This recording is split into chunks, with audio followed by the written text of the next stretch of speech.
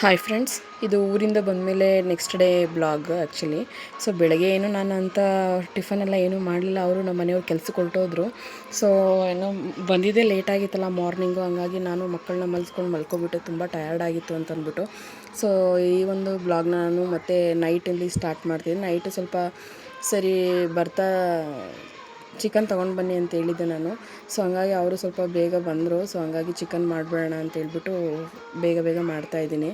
ಇವಾಗ ಸ್ವಲ್ಪ ಲೇಟಾದರೂ ಪರವಾಗಿಲ್ಲ ಮಕ್ಕಳಿಗೆ ಅಂತಂದ್ಬಿಟ್ಟು ನಿಧಾನಕ್ಕೆ ಮಾಡೋಣ ಅಂತೇಳ್ಬಿಟ್ಟು ಸ್ವಲ್ಪ ಚಿಕನ್ ಬಿರಿಯಾನಿನೂ ಸ್ವಲ್ಪ ಗ್ರೇವಿನೂ ಮಾಡ್ಕೊಳ್ಳೋಣ ಅಂತೇಳ್ಬಿಟ್ಟು ಮಾಡ್ತಾಯಿದ್ದೀನಿ.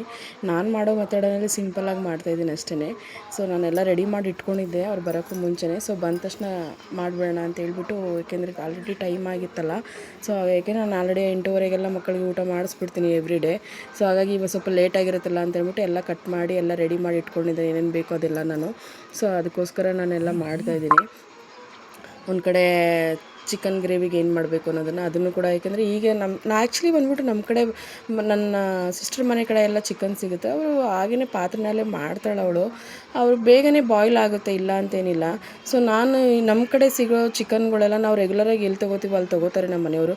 ಹಾಗಾಗಿ ಅಲ್ಲಿ ತೊಗೊಂಡು ಬಂದ್ರೂ ಕೂಡ ಬೇಗನೆ ಬಾಯ್ಲ್ ಆಗೋಲ್ಲ, ತುಂಬ ಹೊತ್ತು ಅದನ್ನು ಮಾಡ್ತಾನೇ ಇರಬೇಕು. ಸೊ ಹಂಗಾಗಿ ನಾನೇನು ಮಾಡ್ತೀನಿ, ಒಂದು ಸಲ ಕುಕ್ಕರ್ನಲ್ಲಿ ಅದನ್ನು ಕೂಗಿಸ್ಕೊಂಡ್ಬಿಟ್ಟು ಒಂದೆರಡು ವಿಸಲ್ನ, ಆಮೇಲಿಂದ ನಾನು ಫ್ರೈ ಮಾಡಲಿಕ್ಕೆ ಸ್ಟಾರ್ಟ್ ಮಾಡ್ತೀನಿ ಅಷ್ಟೇ. ಸೊ ಇವಾಗ ನಾನು ಬಂದ್ಬಿಟ್ಟು ಗ್ರೀನ್ ಪೇಸ್ಟ್ ಮಾಡೋಣ ಅಂತೇಳ್ಬಿಟ್ಟು ಇವತ್ತು ಶುಂಠಿ ಬೆಳ್ಳುಳ್ಳಿ ಇವೆಲ್ಲ ಹಾಕಿ ಕೊತ್ತಂಬರಿ ಸೊಪ್ಪು ಪುದೀನ ಸೊಪ್ಪು ಇವೆಲ್ಲ ಆಡಿಸಿಟ್ಕೊಂಡು ಸ್ವಲ್ಪ ಗ್ರೀನ್ ಕಲರಾಗಿ ಮಾಡೋಣ ಅಂತೇಳಿ ಬಿರಿಯಾನಿ ಮಾಡ್ತಾಯಿದ್ದೀನಿ. ಸೊ ಮನೇಲಿ ಏನೇನಿದೆಯೋ ಅದನ್ನೆಲ್ಲ ಹಾಕಿ ನಾನು ಮಾಡ್ತಾಯಿರ್ತೀನಿ ಅಷ್ಟೇ. ಸೊ ಬಿರಿಯಾನಿ ಪೌಡ್ರೆಲ್ಲ ಸ್ವಲ್ಪ ಖಾಲಿ ಆಗಿತ್ತು, ನಾನು ಅದು ಮಾಡ್ಲಿಕ್ಕೆ ಹೋಗಿಲ್ಲ ಇನ್ನು, ನಾನು ಮನೆಯಲ್ಲೇ ಮಾಡ್ಕೋತೀನಲ್ಲ. ಸೊ ಹಂಗಾಗಿ ಮಾಡ್ಲಿಕ್ಕೆ ಹೋಗಿಲ್ಲ. ಸ್ವಲ್ಪ ಹಾಗೆಯೇ chilli powder, mutton masala, chicken masala ಅವನ್ನೇ ಸ್ವಲ್ಪ ಸ್ವಲ್ಪ ಹಾಕ್ಬಿಟ್ಟು ನಾನು ಬೇಗ ಆಗಲಿ ಅಂತಂದ್ಬಿಟ್ಟು, ಸಿಂಪಲಾಗಿ ತಾನೇ ಮಾಡ್ತಿರೋದು ಅಂತಂದ್ಬಿಟ್ಟು ಮಾಡ್ಕೊತಾ ಇದ್ದೀನಿ. ಯಾವತ್ತೂ ಸಿಂಪಲಾಗಿ ಮಾಡಿದರೆ ಚೆನ್ನಾಗಿ ಬರುತ್ತೆ ಅಂತಾರಲ್ಲ, ಹಂಗೆ ಅಷ್ಟೇ.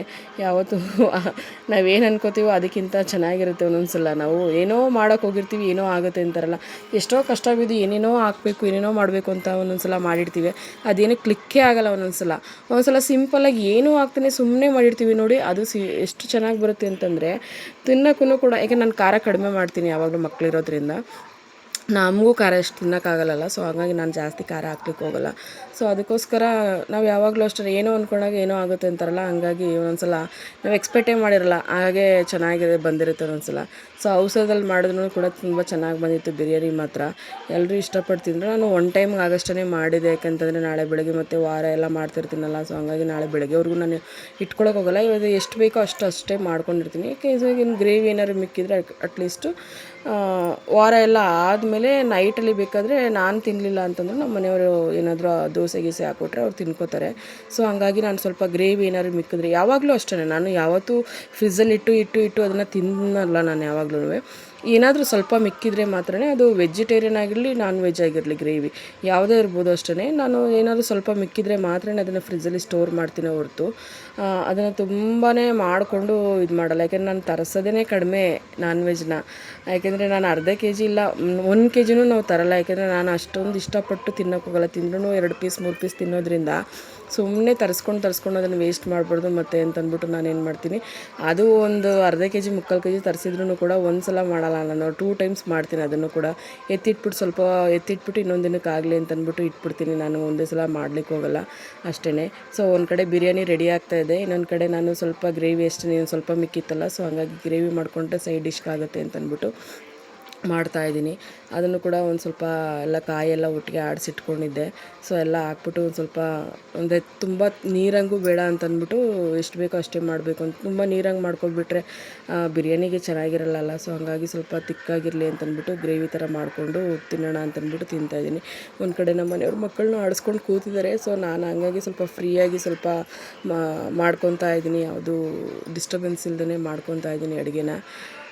ಯಾರಾದ್ರು ಇದ್ದರೆ ಅಟ್ಲೀಸ್ಟು ಅವರು ಡಿಸ್ಟರ್ಬೆನ್ಸ್ ಇರುತ್ತೆ, ಅಂದರೆ ನನ್ನವರೆಗೂ ಬರೋಲ್ಲ. ಇಲ್ಲಾಂತಂದರೆ ಕಿಚನಿಗೆ ಓಡಿ ಬಂದು ಸುಮ್ಮನೆ ನಿಂತಿರ್ಕೊಂಡಿರ್ತೀನಿ, ಸುಮ್ಮನೆ ತೆಳ್ಬಿಟ್ಟು ಹೊಟ್ಟೋಗ್ಬಿಡ್ತಾರೆ ಇಬ್ಬರೂ ಸೇರಿಕೊಂಡು.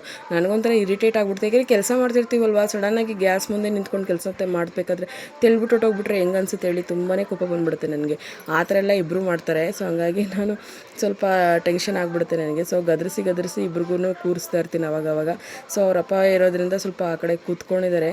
ಸೊ ಹಂಗಾಗಿ ಸರಿ ಅವ್ರೂ ಸ್ವಲ್ಪ ಏನೋ ಸಾಮಾನು ತರಬೇಕಿತ್ತು ಅಂತ ಹೇಳ್ಬಿಟ್ಟು ನಾನು ಸ್ವಲ್ಪ ನೀವು ಹೋಗಿ ಬನ್ನಿರಿ, ಇಲ್ಲಾಂದರೆ ಅವ್ರ ಜೊತೆಗಿದ್ದರೆ ಅವ್ರ ಅಪ್ಪ ಜೊತೆಗಿದ್ದರೆ ಸರಿಯಾಗಿ ಊಟ ಮಾಡಲ್ಲ ಇವರಿಬ್ರೂ. ಅದಕ್ಕೋಸ್ಕರ ಒಂದು ಸ್ವಲ್ಪ ಅಂಗಡಿಗೆ ಹೋಗಿ ಬರ್ತೀನಿ ಅಂತ ಹೇಳ್ಬಿಟ್ಟು ಅವರು ಹೋದರು. ಒಂದು 10 ನಿಮಿಷ ಸರಿ ಅಂದ್ಬಿಟ್ಟು ನಾನು ಎಲ್ಲ ರೆಡಿ ಮಾಡಿಬಿಟ್ಟೆ ಊಟನ ಫಾಸ್ಟಾಗಿ. ಸೊ ಅವ್ರಿಗೂ ಬಿಸಿ ಬಿಸಿಯಾಗಿ ತಿನ್ನಿಸ್ಬಿಟ್ರೆ ತುಂಬ ಮಕ್ಳಿಗೂ ಇಷ್ಟಪಟ್ಟು ತಿಂತಾರೆ. ಸೊ ಹಾಗಾಗಿ ಅವ್ರಿಗೂ ಇಬ್ರಿಗೂ ಹಾಕ್ಕೊಟ್ಟೆ, ಬರ್ತಾರೆ ಅಪ್ಪ ಅಂತಂದ್ಬಿಟ್ಟು ನಾನು ಹಾಕ್ಕೊಟ್ಟು ಅವರಿಬ್ರಿಗೂ ತಿನ್ನಿಸೋಣ ಅಂತೇಳ್ಬಿಟ್ಟು ಕಳಿಸ್ಕೊಟ್ಟಿದ್ದೀನಿ.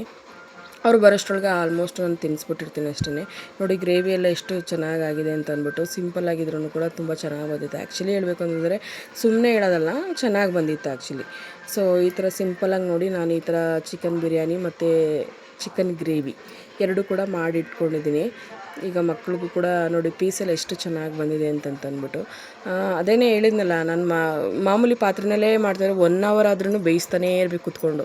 ಸೊ ಅದಕ್ಕೇನು ಮಾಡ್ತೀನಿ, ಈಗೆಲ್ಲ ಗ್ಯಾಸ್ ಬೆಲೆ ಎಲ್ಲ ಜಾಸ್ತಿ ಆಗಿರೋದ್ರಿಂದ ತಾನೇ ಅಲ್ಲ, ಮುಂಚೆಯಿಂದನೂ ಅಷ್ಟೇ ನಾನು ಒಂದ್ಸಲ 2 ಸಲ ಕುಕ್ಕರ್ನಲ್ಲಿ ಕೂದಿಸ್ಕೊಬಿಡ್ತೀನಿ ಅದನ್ನು ಒಂದು 2-3 ನಿಮಿಷ. ಅದಾದಮೇಲೆ ನಾನು ಗ್ರೇವಿನ ಮಾಡೋದು ಯಾವಾಗಲೂ ಅಷ್ಟೇ. ಸೊ ಮೊಸರು ಬಜ್ಜಿ ಹಾಕ್ಕೊಟ್ಟಿದ್ದೀನಿ, ಇಬ್ಬರೂ ಊಟ ಮಾಡ್ತಾಯಿದ್ದಾರೆ, ಟಿ ವಿ ನೋಡ್ಕೊಂಡು ಊಟ ಮಾಡ್ತಾಯಿದ್ದಾರೆ ಅವ್ರು. ಓಕೆ ಫ್ರೆಂಡ್ಸ್, ನಿಮಗೆಲ್ಲ ಈ ವಿಡಿಯೋ ಇಷ್ಟ ಆಗಿದೆ ಅಂದ್ಕೊತೀನಿ. ನೆಕ್ಸ್ಟ್ ವಿಡಿಯೋದಲ್ಲಿ ಸಿಗ್ತೀನಿ. ಅಲ್ಲಿವರೆಗೂ ಬಾಯ್.